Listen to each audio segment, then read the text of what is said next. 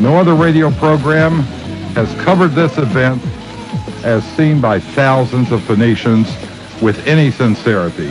In fact, other so-called programs about the paranormal haven't even made mention of the Phoenix UFOs. We are the only one in the valley doing that. Sunday, Ozma was on Art Bell, thanks to Linda Moulton Howe, who will join me next week right here. In short, this is your source for the paranormal. If you want to know what's going on here in the Valley of the Sun, this is the only place for you to listen, and thank you for doing that. Yes, Warren Freiberg will be with us at midnight, 12 o'clock midnight. Warren Freiberg will be with us. But right now we have Ozma, an eyewitness to the UFO events.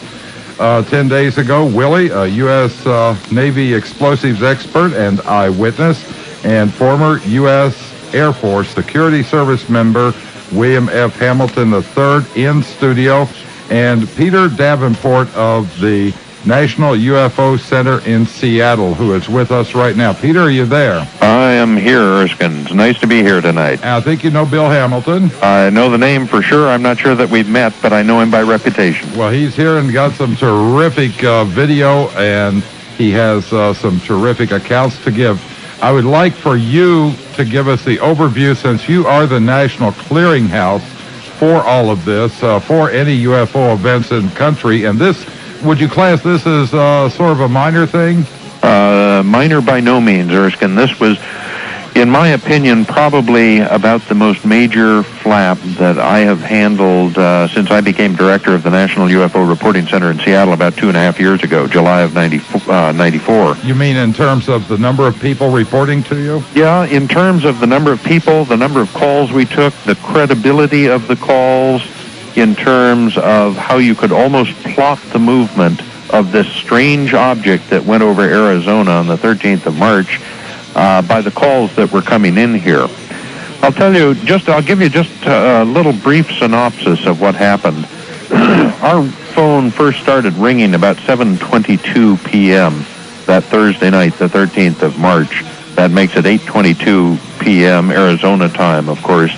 It was a call from Paulden, Arizona, from a very credible, very eloquent-sounding gentleman who identified himself as a former police officer. He was just a no-nonsense type individual, very eloquent. He was describing what he and his whole family had just seen. Towards the end of his description of this most peculiar object, our call waiting started signaling other calls coming in. The next call came in about 2 minutes after the first one arrived, and after that, it was just a deluge. Calls from Prescott Valley, Cave Creek, Wickenburg, Glendale, Phoenix, Tempe, Scottsdale, Tucson, and so on. You want to know something very interesting about that? That it was not covered until the following Tuesday by the Arizona Republic, I think they call it. Also, it was... Excuse me. I'm suffering from a bit of a cold up here tonight, but that was a little bit interesting that an object like that, irrespective of whatever its origin may have been, irrespective of whatever its agenda was, that it would take so many media, so many members of the press to finally become interested enough in it to either print a word or to say a few words about it on a radio or TV station. I spent essentially 5 days trying to get wire services, major metropolitan newspapers, TV and radio stations interested in this event, and it was pretty much a ho-hum response to my entreaties. Well, I contacted the other newspaper here, the Tribune, the same day I talked to you about being on the program, and they were referring to the lights, and they said that they were spread too thin to cover this, and however, they were thinking of doing a story. And this was a week after the event. They were thinking of doing a story. I don't know what it takes. They've got the president's knee covering 3/4 of the front page, and yet we have UFOs flying over Phoenix with 10,000 people seeing it, and that's not a major story. What's a major story? Yeah. I bet they had a little coverage on the O.J. Simpson trial, though. Oh, they did. They definitely did. Now, Ozma called up CNN about this. She is an eyewitness to it. tell Peter what happened when you called CNN, Ozma. She's an eyewitness from here who saw the event. Well, when I called Atlanta, the CNN headquarters, they said that they couldn't put anything on the air that wasn't fully investigated. Mm-hmm. And they didn't say that they didn't have the information. They just said that they couldn't put a story on the air if they couldn't investigate it fully. Yeah.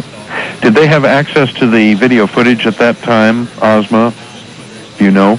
No, I don't know that. They didn't say anything about that. I think they did, Peter, because it was Channel 3 that covers CNN here, and they share with CNN, so I'm sure they had access to it at that point. Yeah, and I understand that a lot of that footage was being shown up in Salt Lake City just a few days after the event as well. So apparently Salt Lake City had access, but CNN did not. So, well, so much for the Clinton News Network. Bill, tell about Bill saw a different object than the one that you're describing, I think, and we have some pictures that came from Tom King. Am I right? Some pictures that came from Tom King, who has it up on his web page. And what's the address of that web page for these pictures, Tom? It's kind of a long address, so you might want to write this down. It's http://personal, PERSONAL.networks, networx.net, net/Xalium, which is XALIUM/UFO-video.htm, and you will find several pictures and part of this video to download and view yourself.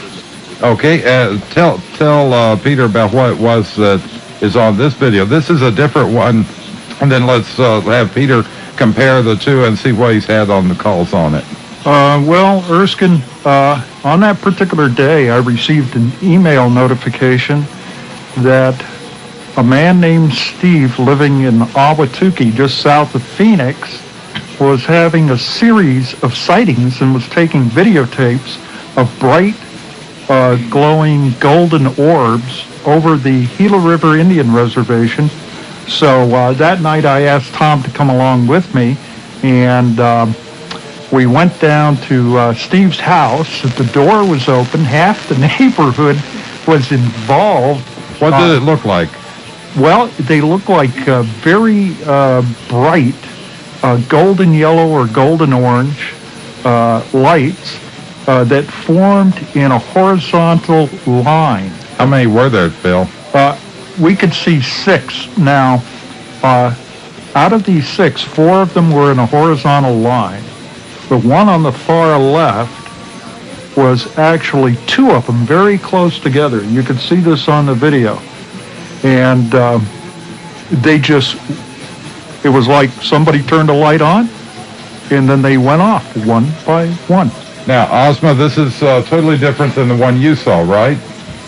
Well, yeah, the lights that I saw was, when I first saw it, it was descending down towards my street, and they were white. What did it look like, Ozma? They were white, and then they turned red. But yours was attached to something much larger. Oh, yes. When I first saw it, it looked like it appeared to be attached to one object. They were definitely all moving together at the same time. There were many lights, and it almost looked like there was something attached to it, but you couldn't see anything. It just looked like they all were attached to the same thing. Now, you said it was like triangle-shaped and about 3 times the size of a 747. Well, I don't know the exact size of it. It was bigger than a 747, at least the size of a 747. It was very big. It was kind of like a V-shape, U-shape. Now, object. Peter, how does that fit with the reports you've been getting? It fits very nicely with the reports we've been getting, both over the telephone, and now the written reports are finally flowing in here. Everybody seems to be describing just about the same thing, although just today I received a faxed written report. Let me say we invariably ask people who got a good sight of something to follow up with a written report we know from experience that oftentimes they will start remembering things as they begin writing that they didn't remember to say during the telephone call. But we got a number of very, very detailed drawings of the lights and of the object as it went directly over people's heads, as it was off to the side, and so on.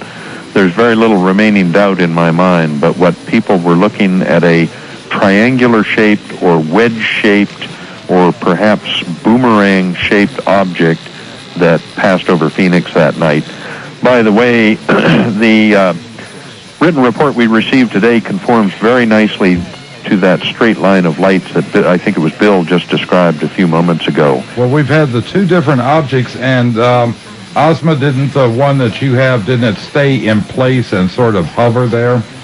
Yes, it did. When I first saw it, it was coming towards us, and it was moving very, very slow, and it appeared to be almost standing still at one point, and then it moved very slow to a higher altitude, and then it went directly over our heads.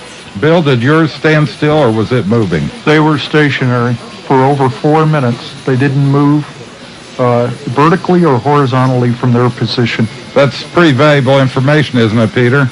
Yes, it is, and I'm curious to know what time you saw yours, Bill. Was this then Thursday night? This was Thursday night, but it was about... That's a week ago Thursday, the 13th. On the 13th. Yes. And it was approximately an hour after, you might say, the main event when we started seeing these lights. We have a report here that at about 9:30, a man and wife who had just returned from a shopping trip saw the same pattern and color of lights that you're describing. Perhaps between your sighting and their sighting, we could, using triangulation, calculate where the objects may have been or the 6 lights may have been. Their description is very, very similar to what you've just described. And we could put this information on a map and find out where the object was. It may have been the same object that had just gone over Phoenix that was positioned such that people could just see the lights on one side of it. That is what the people who submitted the report today surmised they were looking at. And they saw a 7th light that joined up with the 6.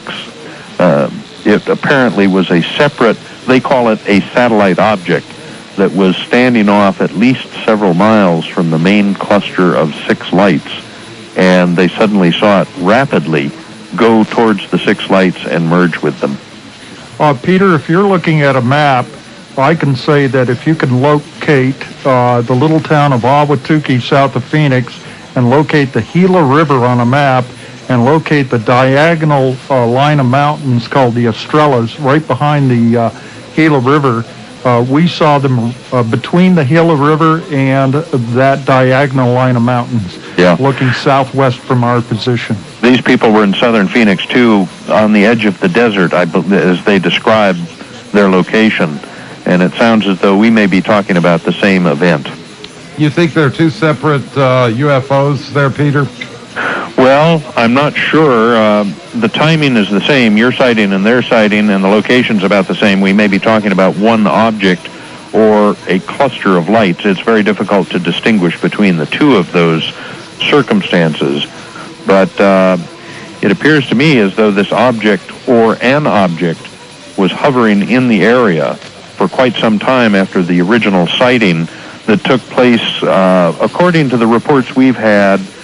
The sighting took place at between 8:16 p.m. and about 8:35 at the latest over Phoenix. Perhaps maybe as late as 8:40. I don't know what time Ozma's... What time? It was probably about 8:20 is when we saw it. About 8:20, and it lasted about 15 minutes. Yeah. Peter, I want to mention this real quickly. I'm getting reports that on that very same night, a large V-shaped formation of lights was seen near Las Vegas, green and white lights. And I've got another report from a friend, very same night, very same time over the Apple Valley, very large object, described as big as a baseball field with yellow and white lights. A lot of activity around the same time. Yeah, that was one thing I was going to mention is just in today's mail, we received a report from Las Vegas.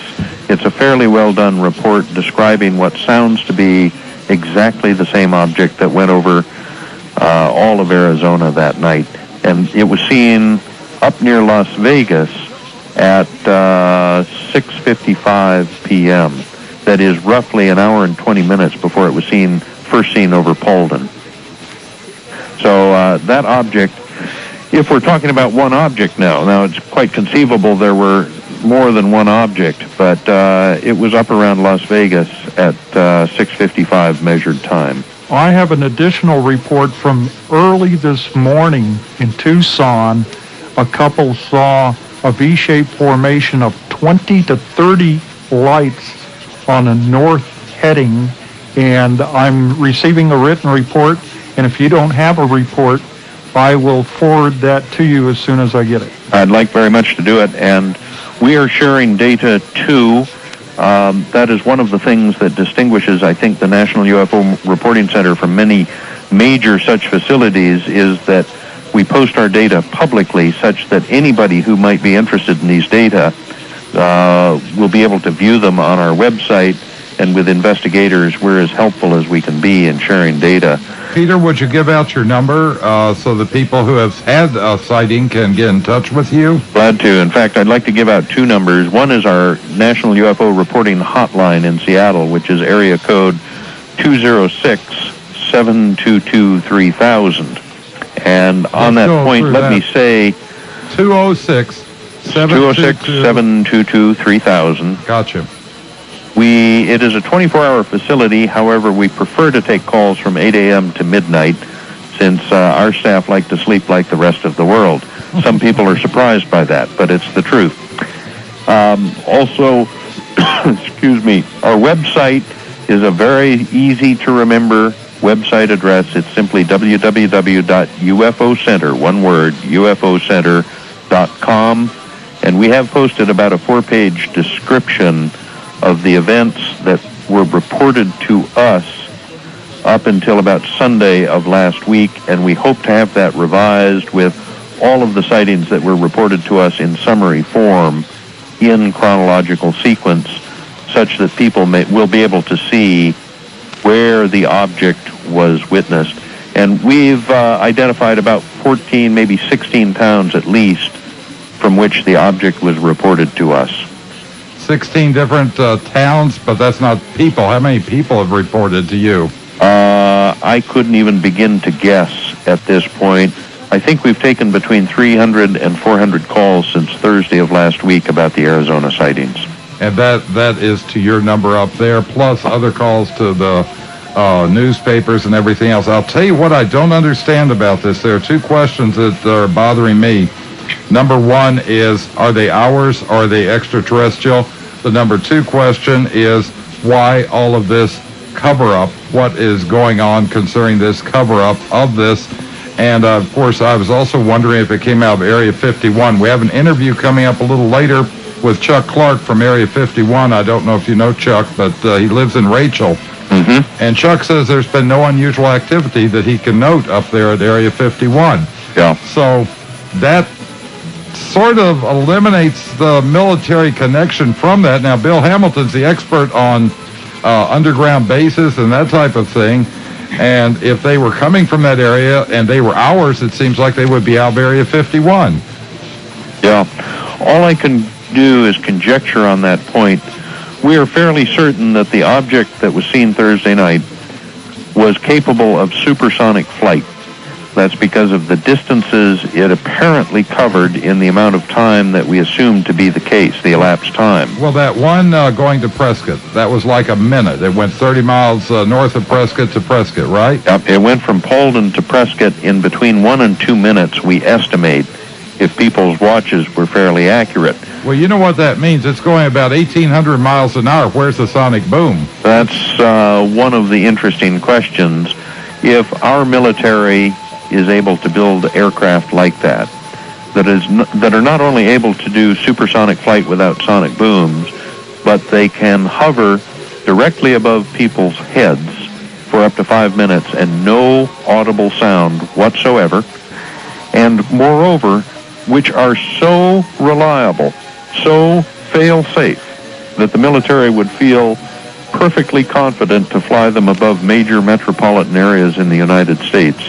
I am rather impressed with that kind of engineering capability if it's our ship.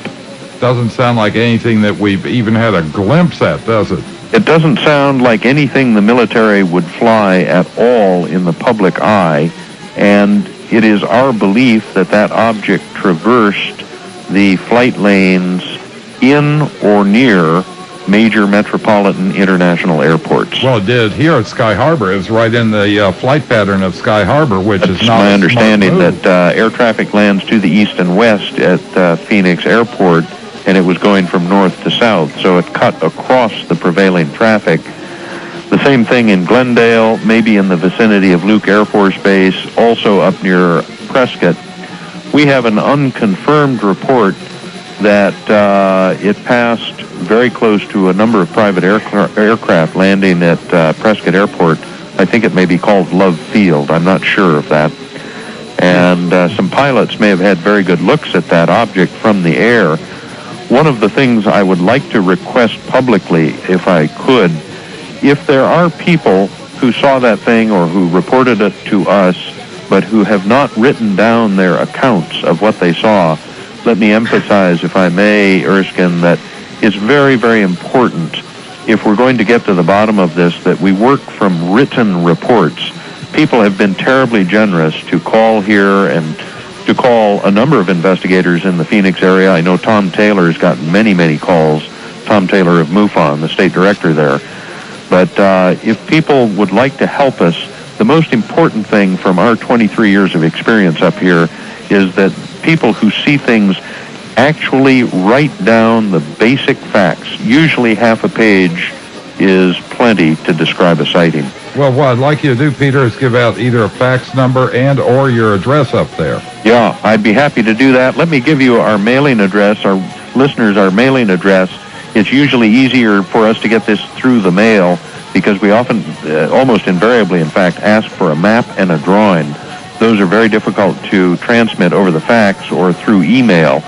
But our mailing address in Seattle, Washington is the initials of our organization, NUFORC, for National UFO Reporting Center. Our mailbox is P.O. Box 45623. 45623. The third line reads University Station. University Station. It's a post office. Seattle, Washington. And the zip code is 98145. 98145. If there are people listening to us tonight who actually saw the object, who have not written down their accounts and their observations, we would welcome just brief quarter or half-page long descriptions of what they saw. Please send those to Peter, and we'll give out your address very shortly. Ozma wanted to say one thing to you before we went to break. Yes, I just want to say the first thing that I noticed was that the object was flying from north to south against the flight pattern, and there was numerous planes in the sky all around the valley going east and west in their normal flight pattern, and it didn't seem to affect anything. It just kept going. Yes. Your description, by the way, Ozma, was an excellent report of what you saw, terribly valuable in view of the fact that you had a view of that object for quite a number of minutes, and it was practically right over your head, as I recall. Yes, it was very close. How close was it? About 2,000, 3,000 feet, I'd say, in altitude. I don't know exactly how high up it was, but it was very, very close, and it was very, very large, and it was probably very bigger. It was much bigger. If it would have been closer, it would have been even bigger. Appeared bigger, right. It wouldn't have been any bigger, right? Well, yeah, it would have appeared, right, it was plenty big as it was, wasn't it? Right. That object apparently hovered in at least 3 locations that we're aware of, and perhaps more. It hovered over Dewey, Arizona, which is just south of Prescott, I understand. There were 5 adults standing in a shopping center parking lot looking directly overhead. The object was directly overhead them, and it may have hovered there for as long as 5 minutes. They're a little bit uncertain about the time, but it was at least 2 minutes, maybe 5. It also was seen to hover 1 mile south of Camelback Mountain, which I understand is in the northeastern section of Phoenix. A mother and her 4 or 5 children were standing outside, absolutely enthralled by this object, looking directly up at it. It was almost totally motionless. And then where you saw it, Ozma, was a third location where it was seen to hover for quite some length of time. It must have been an incredible object. And then I think you said it jumped in altitude, didn't you, Ozma? Well, yeah. It seemed to go up a lot higher, and that's when it went directly over us, and it took a long time. But and Peter, it turned to red. Yes. Yes, it went south and then it turned red. We've had a number of reports of the color of the lights changing. When it was first seen over Paulden, the lights were distinctly all red. By the time it got down to Prescott, people were reporting that all the lights were red except the light on the nose, which was white, like a landing light. And then down over Phoenix, they were described as white, whitish yellow, or even whitish blue. We will be right back, Peter, with you, and just after these messages. But I wanted to say, if you want to call in, then we are available. We do have phone calls that we will be taking here. So if you want to call in, the number is 423-1310. 423-1310. Call in. We'd like to hear from you. If you've seen it, if you've got anything you can add to the program, call in at 423-1310. We'll be right back after these messages.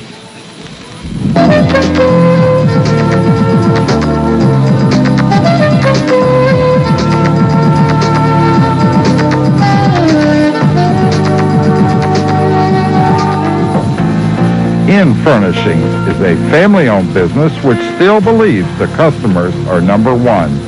Furnishings from traditional to ultra-modern. In Furnishings is on the cutting edge of what is in style today and will be for years to come. April and her staff of Ingrid, Debbie, and Giorgio can handle your interior design services. Giorgio from New York is a feng shui master designer. From custom-built iron furniture to custom finishes or refinishing, In Furnishing says, if we don't have what you're looking for, we'll have it built or reproduced. Shop around, compare.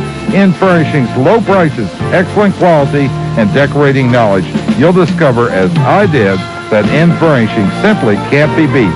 In Furnishings, 6307 North 7th Street, just south of Glendale, 263-9003.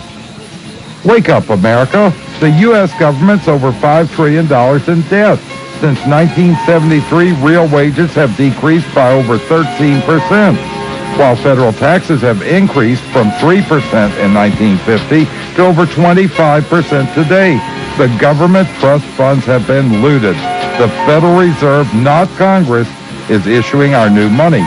Now, for the first time, 3 nationally recognized financial analysts, Pat Wojahn, Jack Weber, and Dale Benson, are offering thinking Americans their free publication, The Rest of the Story. It describes where we are, how we got here, and where we're going, and how you can protect yourself and your family's finances. Call Golden Eagle, 1-800-447-7911. No obligation. The information is free, 1-800-447-7911.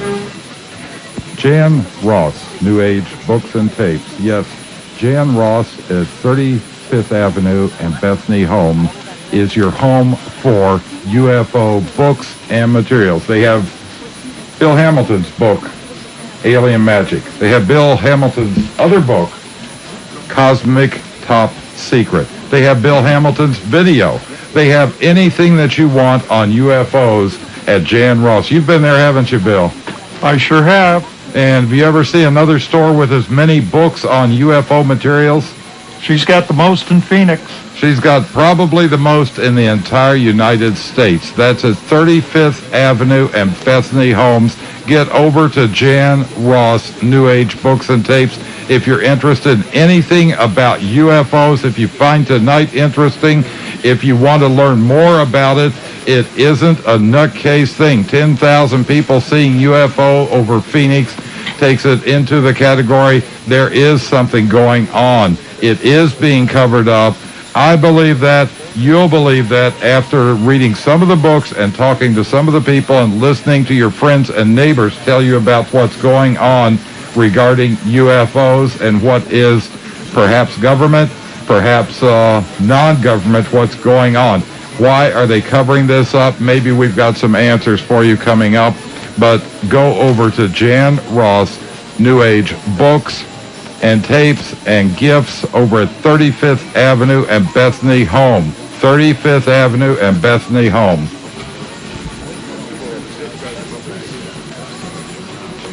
Now, we're back with Bill Hamilton, and we also have Peter here. Peter, we're talking a little bit about the cover-up of the events that occurred, and it does seem to be an orchestrated maneuver to cover this up. Is this common with UFO events? Isn't, as far as I know, but yes, you're right, Erskine, on this one. We've received some very interesting information over our hotline that appears to be dead wrong. And we don't understand it because it came from sources that appeared to be very knowledgeable, very sincere, very concerned about what had happened, but the stories that they've given us just haven't borne out at all. And moreover, it suggests to us that some of these sources who called us already knew what we had received over the telephone. And they're trying to put out misinformation. It appears to be the case. We have some reports of military activity in response to the presence of this object, but we can't prove that it actually took place, and we're beginning to think that it probably didn't. I don't want to criticize my sources and impugn their reputation, but it looks as though we were intentionally fed information to sort of muddle the waters, if you would. Surprise, surprise, surprise. I want to come back to that, but I have a caller who I want to put on the line. Ruth, are you there? Yes. Ruth, I want to talk with you. You saw a UFO when? Thursday night. You saw one Thursday night of... This Thursday night. This week? Right. Okay, I can barely hear you. John, if you can crank that up a little bit, would you describe that to myself and to Peter and to Bill Hamilton and the rest of the audience here? Well, I don't know, we might be having some... That's better. There we go. My girlfriend and I just picked up my friend from the airport, and we were on Camelback Mountain on 56th, probably halfway up the mountain. And we had turned off all the lights around the house, and we were sitting out in the yard looking up the sky, and we were talking about the comet, coming this weekend. And she turned around and said, "What's that?" And she goes, "Is that the comet?" And directly above us was, we don't know what it was. It had an incredible tail on it. It looked like a huge flaming comet, but the object itself was not in flames. Behind it was an incredible golden, orange glowing tail with a metal object that was going not like, and I've seen a lot of falling stars. I like to look up at the stars. It was not, it was flying straight, east to west, the same way Camelback Road goes. Now, how high above the road was it? It was high. The reason why we say it was high was because it seemed to be burning through the atmosphere. It was up a lot higher than airplanes, because where we are on 56th in Camelback, we're looking directly at the airport, and we can see the airplanes coming and going, and it was nowhere near the airplane, the way the airplanes go. How long did you watch this? It came from our left to our right for a good 5 to 7 minutes. Well, that eliminates meteorite. Yeah. Immediately when I saw it, I thought, wow, that's a comet. But it moved straight. I mean, it flew straight above us. It was straight above our heads, and it went from east to west on camelback. We were both standing there with our mouths hanging open. Now, what time of night was this, Ruth? It was about 12 o'clock, as far as we can tell. Close to midnight. Yeah. Now, have you had any reports of that, Peter? Yeah, we have. We've had a lot of reports of events like this ever since the main event on Thursday the 13th. If Ruth would like to submit just a brief statement of the facts to us, we would like very much to have that case, because we have a similar report, and I'm trying to remember the date of the event, but I believe it was this past Thursday night. A gentleman saw an object go streaking overhead from east to west. The fact that it went from east to west rules out space junk by and large. There are very few satellites that fly from east to west. They always fly to the east or in a polar orbit, is my understanding. Well, that's what we thought it was. Immediately we thought it had to be a satellite, burning out of the atmosphere, but it traveled so far, so long, across, that it never crashed, it never burned. It could be some kind of military aircraft, of course. I'm sure our military services are flying aircraft about which we know nothing. But if you wouldn't mind, we'd like a very brief report on that, Ruth. Give your address again, Peter. Yep, it's P.O. Box 45623, University Station, Seattle, Washington, and the zip code here is 98145. And the phone number there? The UFO hotline in Seattle is area code 206-722-3000. We'd like to reserve that number just for current sightings only. Anything more than a few days old, we like to have submitted just in brief written form. And let me give a local phone number for Bill Hamilton with the Mutual UFO Network here. Yes, anybody can report locally to me at 404-7566. 404-7566. That's correct. Okay, and Ruth, thank you ever so much. Is there anything else you'd like to add to what you told us? Pardon? Anything else you'd like to add, or is that pretty much the... My girlfriend says, make sure you know it came out of nowhere. We were looking up at the sky, and all of a sudden it appeared. It came up very quickly, and what I noticed that was very strange, because it had such a huge tail on it, was that the object itself was metal, and it wasn't in flames. I expected it to be in flames, because it had such an incredible tail on it. But it wasn't. It was just moving so fast, what it seemed like moving through the atmosphere. And believe me, neither one of us believe in UFOs. we didn't want to call anybody. I just expected in the morning we would wake up and see it in the newspaper. No, not in Phoenix you wouldn't. Now, was the object circular? Yeah, well, that's why we called your radio station, because we didn't see it in the newspaper, and I thought somebody had to have seen this, because it was huge, and it was so brilliant in the sky, and it took a long time to go from our left to our right up on the mountain. And Peter says that he has seen the same object before, or had reports of this object, right, Peter? We've had many reports like it. One of the phenomena that we are very interested in that have been taking place for a good long time is the alleged fireballs. For example, in mid-December of this past year, we had a fireball pass across the length of the state of Washington. It took us many days to get all the facts straight, but it looks as though it was actually 4 separate objects streaking all over the Northwest over the course of about 5 or 7 minutes. So we're very interested in cases like this, yes.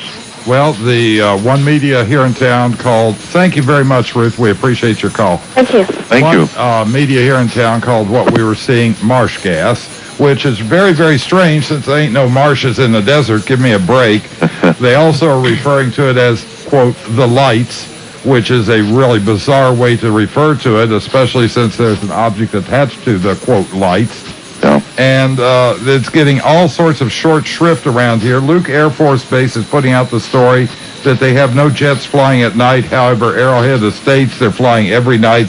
They're flying 24 hours a day, and Luke Air Force Base is shut down almost completely as far as any information, and reporter Laura Hinchy from the Daily Courier has been getting all sorts of false information out of Luke Air Force Base. Yeah. You know, we were talking about official disinformation or failure to provide accurate information. Excuse me, it is my understanding that Luke has at one time or another declared that they took no phone calls on Thursday night, the 13th of March. In point of fact, I had just talked to people who called the hotline in Seattle who were given our number by Luke Air Force Base.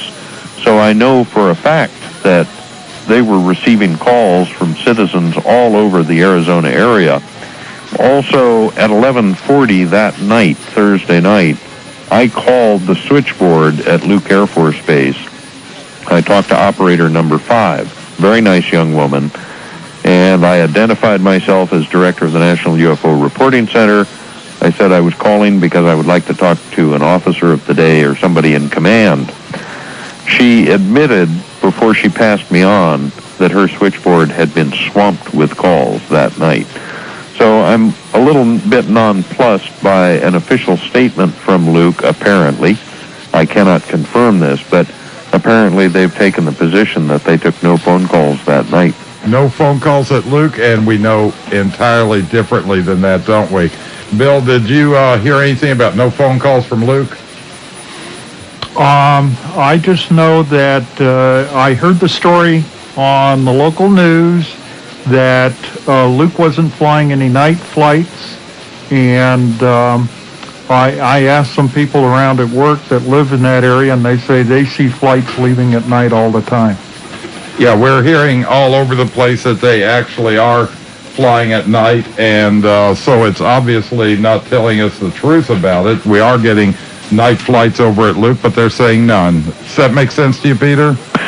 Well, it's a training base. I understand that. I've learned a lot about Luke Air Force Base in the last 9 days. Exclusively a training base. I understand that they have no aircraft on defensive alert. I would be surprised, though, that there's a military training facility giving final training to pilots that does not give them night flying training. That seems unusual to me. Well, they are flying at night. Now, the number here to call is 423-1310, 423-1310, 423-1310. We'll be right back after with Peter Davenport of the National Reporting Center for UFOs, and with Bill Hamilton, and with Ozma, and with Willie, and we'll be right back after these short messages.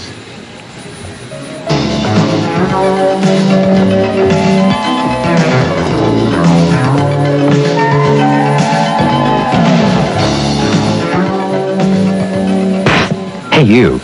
Yeah, you. You've been so busy these days, you can't even take out your wife, can you? I mean, you're working 50 hours a week. Come on, you gotta take some time, man, and make plans for her. You probably don't even have a clue where to take her, do you? Well, here's a clue, and it's a good one. Dial to Dine. You heard me. Dial to Dine. It's on KXAM 1310 every Sunday afternoon from about 3 till 6. And get this, people call in from all over the valley to talk to this Kim and Don and tell them their experience and what they had at their favorite restaurant. You know, stuff like the linguine was great, or how romantic it was, and the service was great.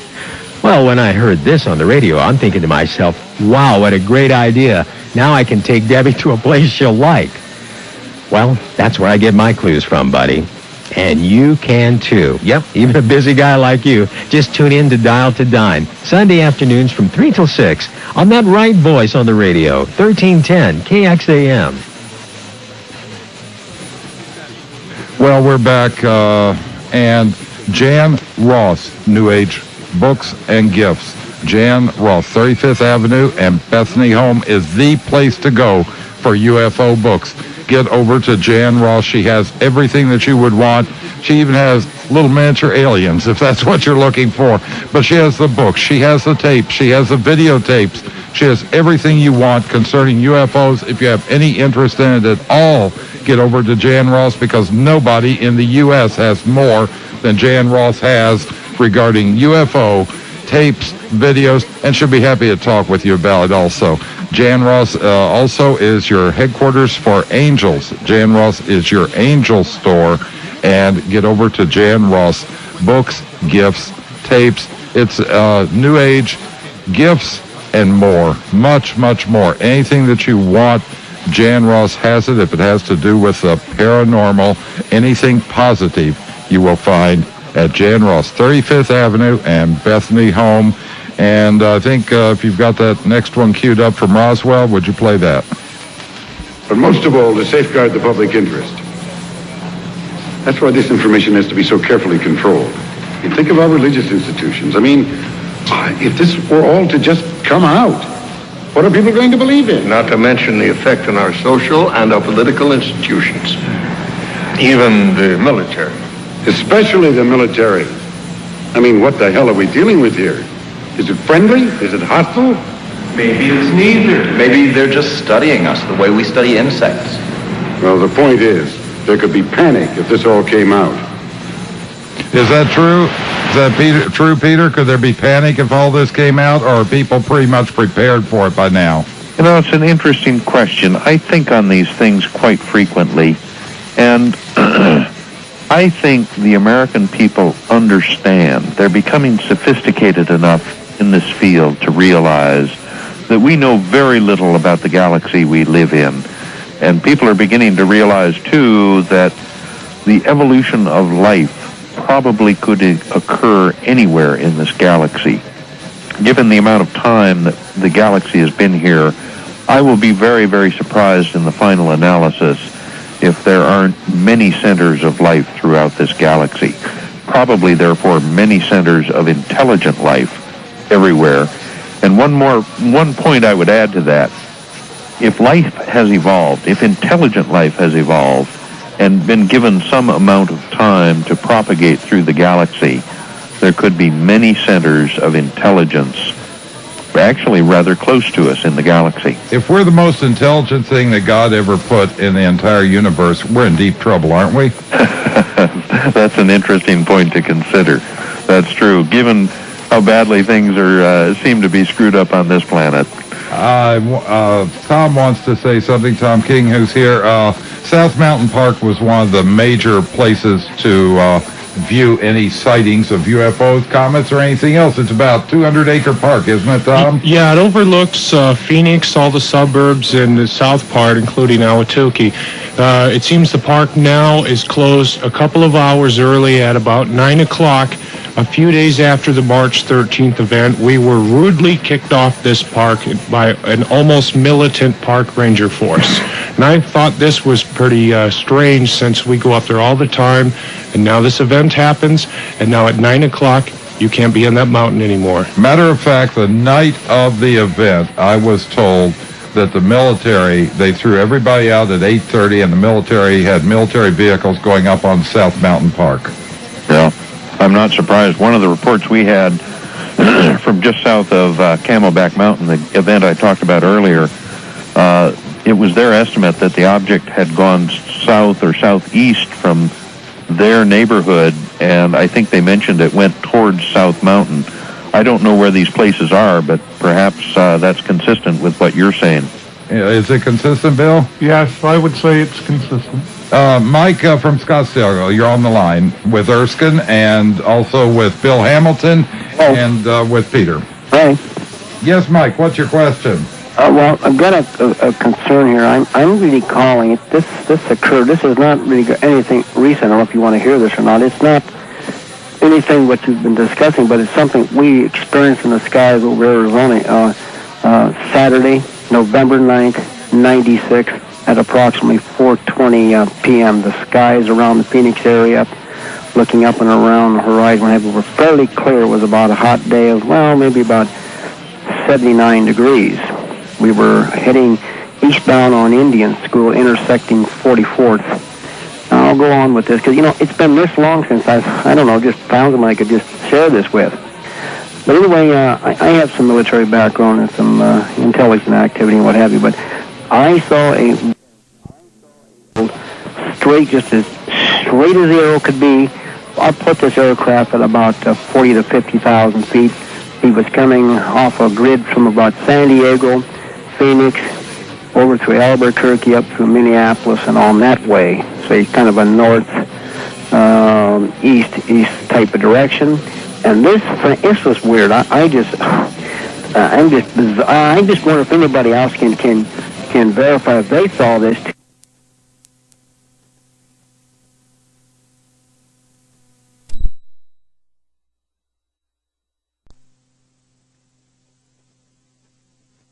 It was shadowy. It was a black shadow that swept throughout the entire flight pattern of this aircraft. It was flying right over or right under it or whatever. I thought at first it might have been some kind of technology to erase the common, what we see, high altitude vapor trail from white to black. I don't know. It wasn't tracking another aircraft, but this was bizarre. Mike, let's go to Bill Hamilton first. You were shaking your head like you've heard of this.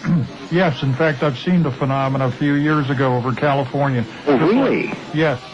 It's just like a black shadow. Well, it was like a ribbon, like a highway or a freeway, or just like a black ribbon, or kind of maybe like a rainbow. Right. But it was perfectly straight, and this aircraft was tracking it dead center, dead. And I say like it was a high, high flight, maybe 40, 50,000, or high, whatever you can call high.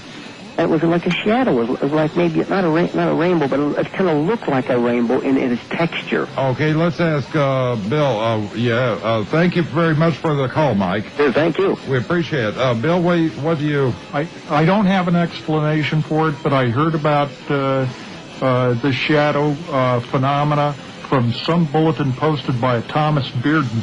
And then I actually witnessed it in the California desert. Okay, Peter, what does it sound like to you? Does that sound familiar, a black shadow? It is very difficult to analyze something that you haven't seen, of course. That the only data we have is what's been described here. But one thing I would certainly address is the possibility that it was a conventional aircraft that was leaving some kind of exhaust trail or contrail behind it.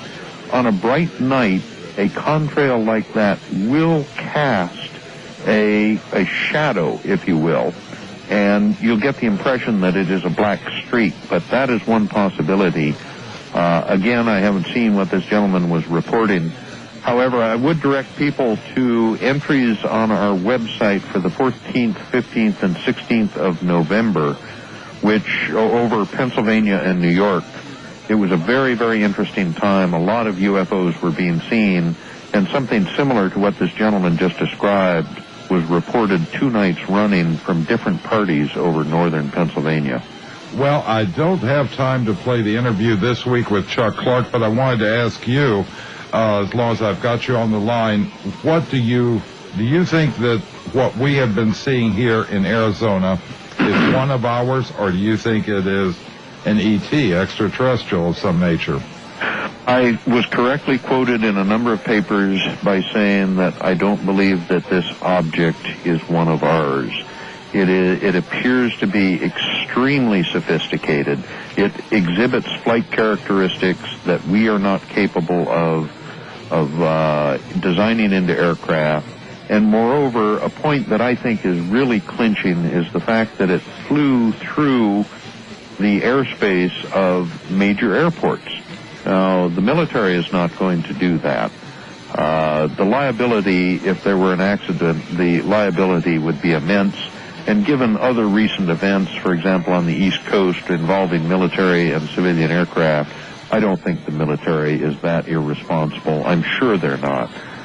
The bottom line is, I think we're looking at something that was extraordinarily interesting and foreign to this planet. Unequivocally foreign to this planet. Don't mince your words now. Okay. Don't mince your words, Peter. Just spit it out, say what you mean. Okay. And Bill, you have the same feeling. Yes, I have the same feeling, and I just wanted to add to that, we have a report here that a pilot on takeoff from Sky Harbor Airport reported to the tower that the lights were directly above him. The tower said they could not pick up the lights on radar. Yes. Now, this is the only place in this valley where you can hear this information. Am I right, Bill? Yes. It has not been broadcast on anything else. Even when they ran it on TV, all but one of the TV stations showed the pictures as part of their weather report. Are you ready for that? Part of the weather report, yes. Now, they called it initially flares. I had Willie on, and Willie said, what about flares? Is this he's an explosive expert. You understand about these things. He's worked with the military. Is this a flare, Willie? No, it's not a flare. Flares are going to be much brighter. You're going to be able to see the light reflecting off a parachute, and flares most definitely do not ascend. No, and you said that they also didn't drip like a flare would. No, they don't. They weren't dripping. Flares don't stay in formation like that, in a perfect formation. Well, then on one of the other radio stations that had a almost joking coverage of this, they contended that possibly marsh gases, as I said, like we have a lot of marshes here, they did not fly the weather balloon by us. They've tried everything else, though, Peter. Yeah. They've tried everything else. And flares and marsh gas do not cover 30 miles in 1 minute, as this object apparently did between Paulden and Prescott. Bill, you described it as moving like a blimp. There was a first-hand eyewitness on the west side of the valley, somewhere around Glendale. He described it as moving at blimp speed when he saw it. Mm-hmm. Peter, anything you'd like to add? Well, just that the jury is still out on this one. We think we know we're dealing with something very, very strange, and I think all of us, MUFON, and we are still open to evidence. If people did see that thing, we would certainly welcome additional information, just a brief written report, a map, and a drawing. Please mail it to us or to Bill Hamilton or Tom Taylor with MUFON in Phoenix, and we'll continue investigating.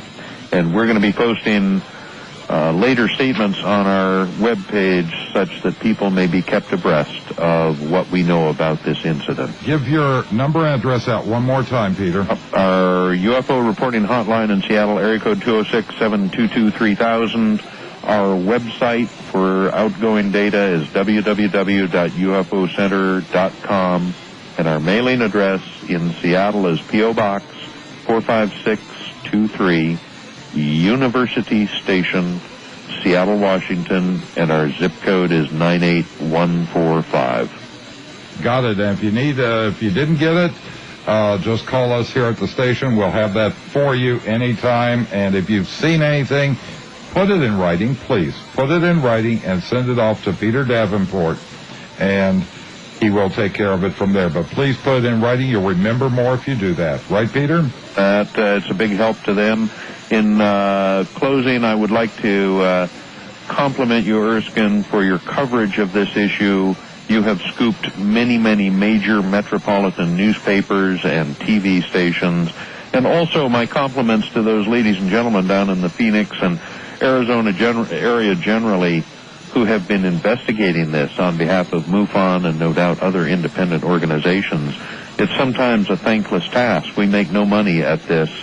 And they've done an excellent job, I know, at collecting the data and analyzing it. They have really been working on that. I know from what Bill Hamilton and Tom Taylor have been doing, it's been unbelievable the amount of hours that they've been putting into this for nothing. So thank you very, very much, Peter, and it's been a pleasure. It's been a privilege to be there. I've really enjoyed it, and thanks so much. Thank you. Now, Bill, your number is 404-7566. 404-7566. We have MUFON meeting coming up this Wednesday, March 26th, and that is at the Russell Auditorium, the National Guard Armory. Don't ask me why. National Guard Armory at Bushmaster and McDowell, and it is fairly expensive. It's $1 for members and $2 for guests. So if you can handle $1 or $2, get over there. And that is March 26th. The meeting starts promptly at 7:30. If you've seen it, you're interested in it, we're going to have a lot of information there. Bill Hamilton will be there. I'll probably be there. Tom Taylor will be there. Richard F. Motzer will be there. And it promises to be a lively meeting, I would say, Bill. Very, very lively meeting. I would like to thank you for being here. I'd like to thank you for joining us, Tom King. giving us the insight. Also, I'd like to thank Ozma and Willie. Mr. Flair, thank you for being here. He does have a certain flair. And coming up, we have Warren Freiberg, who will be up with us. So if you have any sort of questions at all along the psychic line, Warren will be here. So